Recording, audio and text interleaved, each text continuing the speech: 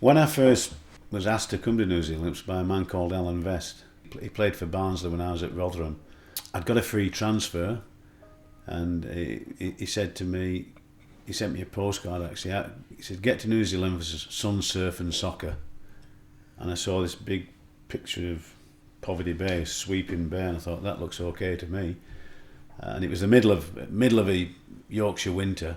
You know, I was actually doing some labouring at the time and playing part-time football.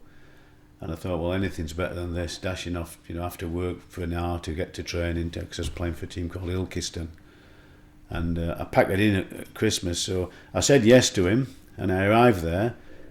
My mum and dad were worried, absolutely worried about me going there, because, I mean, New Zealand's, you can't go any further, you're going round again.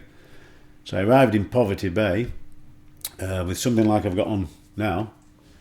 But for me, it was like a holiday place. I mean, it was. I went to Gisborne. I got a good job.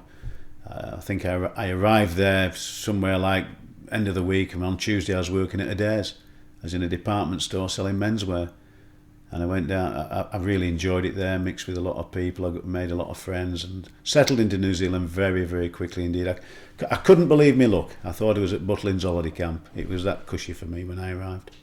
There's a lot of stories on that. I mean, Charlie Dempsey will always tell you. My old mate Charlie's dead now, God bless him. He said he was the one who told John, go and get Fallon. And then there's Alan Sefton, said he was the one, go and get Kevin Fallon, he's doing great at Gisborne. We got into the National League in 1980 and we finished second, and 81, we were doing great that year as well. And I was invited to Auckland. John had said, look, could you come to Auckland? I got along quite well with him. He's north of England. He's from Lancashire. I'm from Yorkshire. He was always telling jokes. He was always funny, and he did make me laugh. I mean, I thought he was a real character. In fact, he worked on nightclubs as a comedian part time. John did. That's how good he was. He's a great after dinner speaker.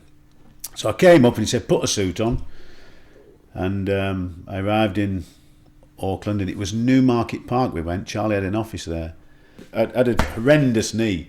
I was playing with cruciate ligament problems, which I never got repaired, and was still winning things. It's just that I had to get somebody to tidy up behind me, so I used to go and hit the centre forward and they'd pick up the pieces behind me. But he said, I'd like you to be assistant coach, and I'd never thought for a minute. I thought he maybe wanted me in there as an older player.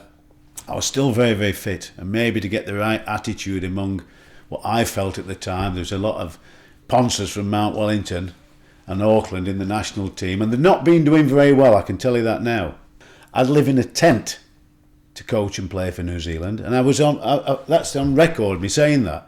I said I'd go and live on a tent. I'd be in a tent playing for New Zealand, and that kind of attitude came into the national squad. And the first time we put a side out, I think there was 3 or 4 Gisborne City players in that side, so everybody thought it was rigged. Fallon's picking his own players, and we beat Mexico 4-0, and then that shut them up. And away we went. Well, there are always wilder days.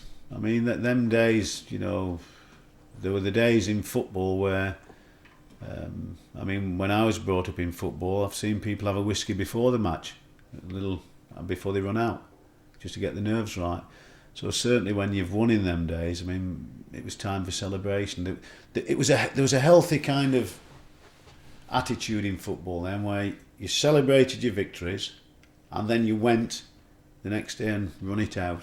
It was very, very healthy. I mean, I felt it. I think it's much better than these buggers these days drinking isotonic drinks and jumping into ice baths. I mean, we used to have a good night out and then work hard.